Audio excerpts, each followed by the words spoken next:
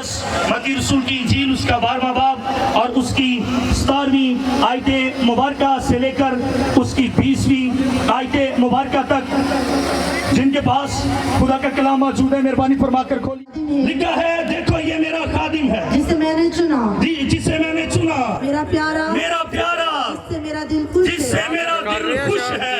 मैं अपना रूह उस पर डालूंगा, मैं अपना रूह इस पर डालूंगा और ये गैर कौमों को इंसाफ की खबर देगा और न झगड़ा करेगा, न झगड़ा करेगा, न शोर और न न बाजारों में कोई इसकी आवाज सुनेगा। ये कुचले हुए सरकंडे को न तोड़ेगा और धुआं उठते हुए सन को ना बुझाएगा, जब तक के इंसाफ की फतह ना कराए। पाकलम के पढ़े और सुने जाने के वसीले से खुदा हम सबको बरकत दे। आवाज में कहे, बुलंद आवाज से कहे आमीन। आज हमारा मजमून होगा कुचला हुआ सरकंडा। लिखा है, जब हम 20वीं आयत पढ़ते हैं, ये कुचले हुए सरकंडे को ना तोड़ेगा और धुआं उठते हुए सन को ना बुझाएगा। आपकी तवज्जो मुझे चाहिए, क्या मुझे सुन रहे हैं? शाबाश, आपकी तवज्जो चाहिए। कुचले हुए सरकंडे को, ये इंजील खुदा के बंदा ने खासकर यहूदियों के लिए कलमबंद फरमाई और इस इंजील का जो मरकजी मजमून है, ये मरकजी ख्याल है, वो है यीशु मसीह मौत। और ये तकरीबन 60 ईस्वी में लिखी गई और असल ये अब्रानी जुबान में, उससे फिर ये यूनानी और फिर हम तक पहुंची है। और इसकी जो साख्त है, इसका जो मकाम है, इसका जो रुतबा है, इसका जो लेवल है, जैसे कायम था, कायम है, कायम रहेगा। और यहाँ पर बयान है कि वो कुचले हुए सरकंडे को ना तोड़ेगा। यीशु मसीह के बारे में यशाया नबी का ये पैगाम है।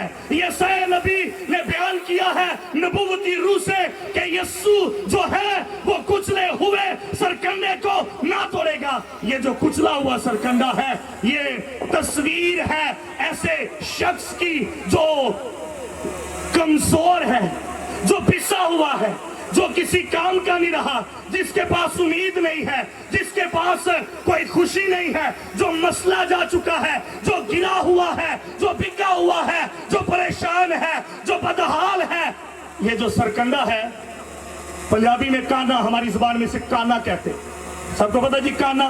जब इसे मसल दिया जाए तो ये किसी कारआमद नहीं रहता, ये किसी काम का नहीं रहता, ये हाथ में भी चुभता है, ये परेशानी का बायस बन जाता है। कलाम में लिखा है कि यीशु नासरी कुचले हुए सरकंडे को ना तोड़ेगा। इसका मतलब है दुनिया के अंदर वो लोग जो पिसे हुए हैं, जो बिके हुए हैं, जो गिरे हुए हैं, जो निढाल है, जो नाउमीद है, जो घबराए हुए हैं, बीमारियों में, याद रखे खुदा का बेटा, खुदा का कलीमा यीशु उन्हें कुचलेगा नहीं, बल्कि उठा खड़ा करेगा, बहाल कर देगा, स्ट्रॉन्ग कर देगा। ये है यीशु की मिनिस्ट्री, ये है यीशु की खिदमत। बोले आमीन। ये ऐसा बादशाह है जो कुचले हुओं को उठाता है। हालेलुया। ये ऐसा बादशाह है जो घबराए हुओं को हौसला देता है, ना उम्मीदों को उम्मीद देता है। और ये ऐसा बादशाह है, मुझे याद आ रहा है वो औरत जिसे पकड़कर यीशु के पास ले आए, मुख्तसर करूंगा। अब वो तो अपने दिल में सोचती होगी कि आज मेरी जिंदगी का आखिरी दिन है, आज मेरी जिंदगी के आखिरी लम्हात हैं। लोग बड़े गुस्से में हैं, बड़े बड़े पत्थर उठाए हुए हैं और वो आगे और उसके पीछे लगे हुए हैं कि आज वो सोचती होगी कि मैं मौत की जानिब जा रही हूँ, लेकिन जानती ना थी कि मौत की दहलीज पर जिंदगी खड़ी है। और वो यीशु के कदमों में आ गई, जो कुचली हुई थी, जो याद रखे मसली हुई कमजोरी की हालत में है। खुदा के कलमे ने उसे उठा खड़ा कर दिया। आज भी कुचले हुओं को खुदा का बेटा ही तसल्ली दे सकता है। हालेलुया। और फिर लिखा है कि वो धुआं हुए सन को ना बुझाएगा। ये सन क्या चीज है? सुनिए तवज्जो से, धुआं उठते हुए, और ये साया में लिखा है टमटमाती बत्ती को ना बुझाएगा। जब अब ये साया में पढ़ते हैं तो वहां पर आया है कि टमटमाती हुई बत्ती को ये ना बुझाएगा, और मुकद्दसमती फरमाते हैं कि धुआं उठते हुए सन को ना बुझाएगा। तो वजह से सुनिएगा, सन जो है ये एक दरख्त की छाल है जिससे मोमबत्ती बनाई जाती थी। कैंडल, जिसकी खाल से ऐसा धागा बनाया जाता था जिससे लोग रोशनी का काम लेते थे, चिराग का काम लेते थे, लाइट का काम लेते थे। और यहां पर आया है कि वो धुआं उठते हुए सन को, यानी ऐसी वो बत्ती जो जल नहीं रही, जो पूरी आबोताब से मुनव्वर नहीं है, रोशन नहीं है, जो चमक नहीं दे रही, जो लाइट नहीं दे रही। और ये साया में आया है टमटमाती हुई बत्ती को ये ना बुझाएगा। इसका मानी क्या है? ऐसी जिंदगी, ये तस्वीर है उस शख्स की जिसकी जिंदगी में अंधेरा हो चुका है, जिसकी जिंदगी में, याद रखें, अंधेरों और तारीकियों ने डेरे लगा लिए हैं। ये तस्वीर है ऐसी फैमिली की जिसके अंदर बदरूहों ने, तारीकियों ने, गुनाह ने डेरे डाले हैं, बीमारियों ने डेरे डाले हैं, और वो पूरे तौर पर खुश नहीं है, शादमान नहीं है। उनका जानन, चूंकि इब्लीस ने इंसान की खूबसूरती छीनी, इंसान का म्यार छीना, इंसान को उजालों से निकालकर तारीकियों में धकेल दिया। खुदा का कलिमा, खुदा का बेटा यीशु मसीह नासरी, जो कादर मुतलिक है, जो कादर कदीर है, जिसके खोले को कोई बंद नहीं कर सकता और बंद किए को कोई खोल नहीं सकता, ऐसी हालत में पड़े हुए घरानों को, ऐसी हालत में पड़ी हुई जिंदगियों को, ऐसी हालत में पड़े हुए ईमानदारों को जिनकी खिदमत मुनव्वर नहीं है, रूहानी तौर पर कमजोर है, ईमान में कमजोर है, कलाम में कमजोर है, जलाल में कमजोर है, खुदा का कलिमा, खुदा का बेटा ऐसी जिंदगियों को मुनव्वर करने के लिए आ गया। उसने फरमाया, मैं दुनिया का नूर हूं और तुम दुनिया के नूर। हालेलुया। वो जो पूरे तौर पर मुनव्वर नहीं है, यीशु उनको रोशन करने आया है। बोले हालेलुया, जोर से बोले हालेलुया। चूंकि लिखा है कि वो टमटमाती हुई बत्ती को, ये ऐसा बादशाह है, ऐसी हालत में पड़े हुए लोगों को बहाल करता है। मत्ती की भी तो यही हालत थी। इसका ओरिजिनल नाम है लावी, और मत्ती पेशे के एतबार से क्या थे? वो महसूल लेने वाले थे। सबको पता है मत्ती पेशे के एतबार से क्या थे जी भाइयों? महसूल लेने वाले थे। और मत्ती के नाम का मानी है खुदा की बख्श। अब यहूदियों में, ध्यान से सुनिएगा, महसूल लेने वालों से नफरत की जाती थी। जिस ग्रुप से मत्ती का ताल्लुक था, हैकल में दाखिल होने की उनको इजाजत नहीं थी। और सनहेड्रिन, जो यहूदियों की सत्र उलमा पर ये जो अदालत है, उसमें इनकी कोई सुनवाई नहीं होती थी। अब देखें, इसकी जो कंडीशन है वो भी तो कुचले हुए सरकंडे की मानिद है। इनको बहुत बड़े गुनहगार समझा जाता था। इनको, याद रखें, लोग पसंद नहीं करते थे। इनकी बातों की कोई वैल्यू ना थी। इनके केस को आगे ले जाया नहीं जाता था, इसलिए कि ये महसूल लेने वाले हैं। मत्ती की अपनी हालत भी तो ऐसी है। वो आप भी तो कुचला हुआ है, आप भी तो उसकी कोई वैल्यू नहीं है। उसको बहुत बड़ा गुनहगार समझा जाता है। लेकिन याद रखें, यीशु मसीह ने, खुदा के कलिमे ने उसे बुलाया, उसे आवाज दी है, और यीशु की आवाज के अंदर, याद रखें, इख्तियार है, उम्मीद है, जिंदगी है, बरकत है, इत्मीनान है, सुकून कल्ब है, राहत है, सुख चैन है, खुशी है, इत्मीनान है। यीशु ने आवाज दी, ये उठकर चला आया। जो पहले गुनहगार था, इसको मोहब्बत की नजर से नहीं देखा जाता था। याद रखें, कल का गुनहगार जब यीशु की आवाज पर उठकर आ गया है, तो आज ये मुकद्दस मत्ती बन गया। ये हालत खुदा का बेटा यीशु ही बदल सकता है। हालेलुया। तालियां अगर मारनी है, ये मेरे उस्ताद जी का कहना कि भाई यस्सू लिए विंदे तालियां नहीं सही लगती। जोरदार ताली बजाए, जोरदार। He is glorious king। ये कैसा बादशाह है जो दुनिया के रद्द किए हुए लोगों को प्यार करता है। आमीन। फिर हमने पढ़ा 18वीं आयत में, देखो ये मेरा खादिम है जिसे मैंने चुना। देखो ये मेरा, वाह, खादिम बन गया। मेरी तरफ देखे सारे, शाबाश।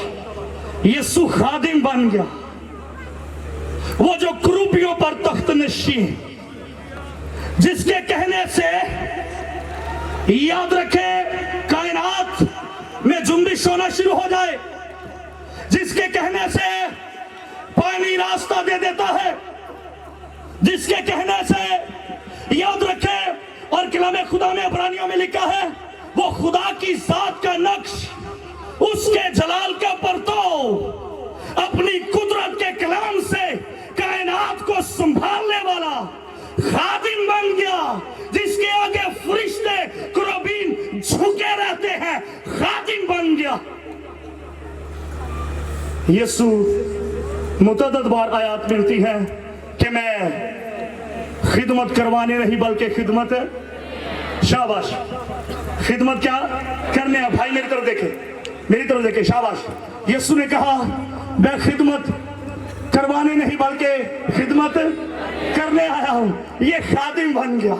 निहायत सादा सी शख्सियत है यीशु मसीह की। जाए पैदाइश हमारी पर आप देख सकते हैं। कहां पर जाए पैदाइश क्या है, कहां पर हुई यीशु की पैदाइश? सराय में हुई, जहां जानवर बांधे जाते हैं। आप गौर करें वो शख्सियत क्या है, वो हस्ती क्या है। लेकिन जाए पैदाइश कहां पर है? पैदाइश कहां पर हुई है? जहां पर जानवर बांधे जाते हैं, एक मामूली सी जगह। आप गौर करें, किसी बादशाह का महल नहीं सुना गया। सराय में हर खासो आम जा रहा है, हालेलुया। हर कमजोर जा रहा है, और सारे सराय के अंदर दुनिया का सबसे कमजोर और दुनिया का सबसे ताकतवर सब झुके हुए हैं। भेड़ लिखा है, उसे कपड़े में लपेट कर खुरली में रखा गया। भेड़ भी और ऊंट भी, भेड़ से लेकर ऊपर तक। आप समझते हैं इस बात को, अंडरस्टैंड करें। जो भी लेवल है, जिसका कोई भी लेवल है, कोई किसी भी तरह का है, याद रखिए खुरली पर आकर सबका सर झुक जाता है, क्योंकि जो खुरली में पड़ा है वो सबका मालिक है। चूंकि लिखा है हर एक घुटना उसके आगे झुकेगा, खा आसमानियों का हो, खा जमीनियों का हो, खा उनका जो पाताल में है। दुनिया वाले गाते हैं हमारे तो दो जहानों के वाली है, दीने मसीहत के लोग गाते हैं हमारा सारे जहानों का वाली है। आसमानी भी झुके हैं, जमीनी भी झुके हैं, और जमीन के नीचे वाले भी झुके हैं। वो यीशु खादिम बन गया। हालेलुया। क्या बन गया है? बादशाह खादिम बन गया। सादा से, उसे नहीं थी नमूदो नुमाइश की। ईद तजदीद का वाक़या है। ये जब हैकल तामीर की गई, उस याद में ईद तजदीद यहूदी मनाते हैं। तो भाई कहने लगे मसीह खुदावंद के, केड़ा बंदा है जेड़ा मशहूर होना चाहे ते पब्लिक च ना जाए, बड़ी दुनिया आई चला जा। लिखा मसीह खुदावंद खामोश रहे, नहीं गए, सब चले गए। फिर ईद के आखिरी दिन गए, हालेलुया। उसे कोई चाह ना था, सादा सी खुराक खाती, सादा लिबास। जिस घर में पैदा हुए वो तो गरीब घराना था। उस दौर में जिसके घर में 2 खजूरें, 2 भेड़े, एक गधा होता था उसे अमीर समझा जाता। गरीब घराना। वो कपड़ा जिसमें लपेट कर चरनी में रखा, मैंने एक दिन बताया था कि वो कहां से आया। जल्दी से सुन लीजिए, टाइम बड़ा ज्यादा हो चुका है, मैं क्लोज भी करूंगा। जल्दी से सुन लीजिए। जब यीशु मसीह की मां मुकद्दसा मां मरियम अलिशबा के घर में गई, आपको कितने लोगों को याद है? जब अलिशबा के घर में गई तो वहां पर उसका शौहर चुके जिक्रिया काहिन था। जो काहिन का जुबा होता था, उसका कानून ये था कि रवायत ये थी कि वो जुबा उसके जितने भी पुराने हो जाते उसे जाया नहीं किया जाता था, भले किसी ना किसी काम में उसे इस्तेमाल के लिए लिया जाता था। भले कितना ही पुराना क्यों नहीं हो गया। जब मुकद्दसा मरियम अलिशबा के घर से गई है ना, तो अलिशबा ने अपने शौहर जिक्रिया के उतरे हुए कहानत के जो जुब्बे थे पुराने वाले, वो मुकद्दसा मरियम को दे दिए कि ले जा, तेरे काम आएंगे। गरीब फैमिली है, सुने तवज्जो से। वो कपड़ा जिसमें यीशु को लपेट कर रखा गया, वो भी किसी खास बड़ी शॉप से नहीं आया था। वो कपड़ा जिसमें यीशु मसीह को, उस बच्चे को लपेट कर चरनी में रखा गया, वो किसी बड़े स्टोर से तो नहीं, बड़े किसी ब्रांड वाला तो नहीं था। लेकिन याद रखें, एक सरदार काहिन के उतरे हुए जुब्बे में लपेटा गया है असली सरदार काहिन, ऐसा सरदार काहिन जो अपना खून लेकर पाक-तरीन मकान में जाने वाला है। एक सरदार काहिन का लिबास दूसरे सरदार काहिन को उसमें लपेटा गया है। ताली मारनी तो जान ना मारो, नहीं तो कोई गल, जान ना मारो, शाबाश। वो सादा सा खादिम बन गया, हालेलुया। क्या बन गया? राइट रेवरेंड डॉक्टर बिशप अलामा फला फला फला, एक खादमी बन जाइए, बड़ी गल, खादमी बन जाओ। कोई नहीं कहता खादम नसीब याकूब, राइट रेवरेंड बिशप फला फला फला, ए मैं अपना ही नाम ले लिया, बाद चो बड़िया मैनू मैसेज आने लग पैने जी। Right reverend, left right left, high low, a high उनको ही दे, हालेलुया। एक ही है जो पान की बड़ी जूती पहनता, खद्दर का लिबास पहनता, जयपुर जिसका कद है, कलर जिसकी आंखें लंबी, जिसकी नोज है, निहायत सादा खुराक खाता, गरीब घराने में पलने बढ़ने बसने वाला, तरखान के अड्डे पे काम करने वाला, निहायत ताबेदार। लेकिन जब चलता है कायनात चलती है, रुकता है कायनात रुकती है। ये सूरज उसका चेहरा देख के बगैर तरू नहीं हो सकता। वो यीशु खादिम बन गया। मसीह खुदावंद ने मत्ती की इंजील 11 में 29 में लिखा, थके मांदो बोझ के तले दबे लोगो, हालेलुया।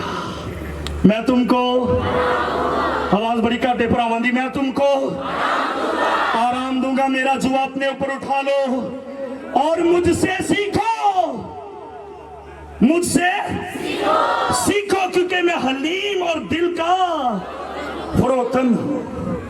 वाह, वो खादिम बन गया, हालेलुया।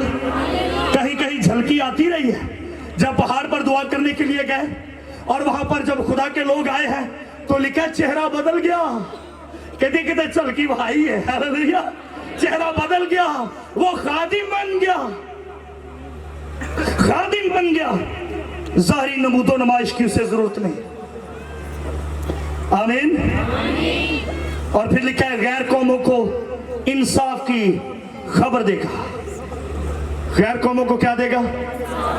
दुनिया के बादशाह मिली भक्त कर लेते हैं, दुनिया के लीडर्स, जजेस, बड़े बड़े ओहदेदारान मिली भक्त कर लेते हैं, अंदरूनी बैरूनी सिफारिशों से मामला हल हो जाता है, कुछ ना कुछ बात में आगे पीछे बिगाड़ कर लेते हैं। लेकिन ये इंसाफ का बादशाह है, हालेलुया। ये कैसा बादशाह है? इंसाफ का बादशाह है। लिखा है वो कौमों को इंसाफ की खबर, इससे मुराद है इंजील की सच्चाई की खबर देगा, हालेलुया। गौर से सुनिएगा, यहूदी जो लोग थे, उनके जो बादशाह थे, वो बड़े घुमंडी और बड़े तकब्बुर से भरे हुए थे। सुनिए, यहूदी अक्सर गैर कौम को, मुझे कहने दीजिएगा, वो डॉग्स कहते थे और 3 तरह की वो दुआएं करते थे। घुमंड देखे यहूदियों का, इनका तकब्बुर देखे। सुनिएगा, 3 दुआएं वो करते थे। क्या क्या? वो कहते थे, ऐ यहोवा, हम तेरा शुक्र करते हैं कि तूने हमें गैर कौम नहीं बनाया। ये पहली दुआ। दूसरी दुआ करते थे, यहोवा, मैं तेरा शुक्र करता हूं कि तूने हमें गुलाम नहीं बनाया। यहोवा, सॉरी से ये बहनों की तरफ से नाराज ना हो जाइएगा, वो कहते थे, यहोवा तेरा शुक्र हो, तूने हमें औरत नहीं बनाया।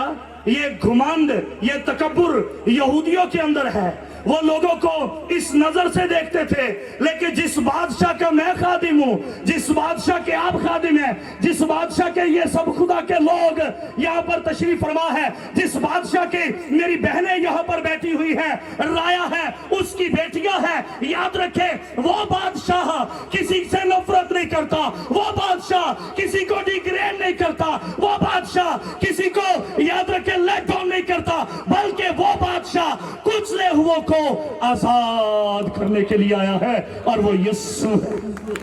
वो कौन है? यीशु है। वो कौन है? सारी कौमों से मोहब्बत करने वाला। लूका 4 बाब 18वीं आयत, जल्दी से पढ़िए। 4 बाब 18वीं आयत जी, क्या लिखा है? लूका 4 बाब 18वीं आयत में जी जी जी बाजी पढ़े।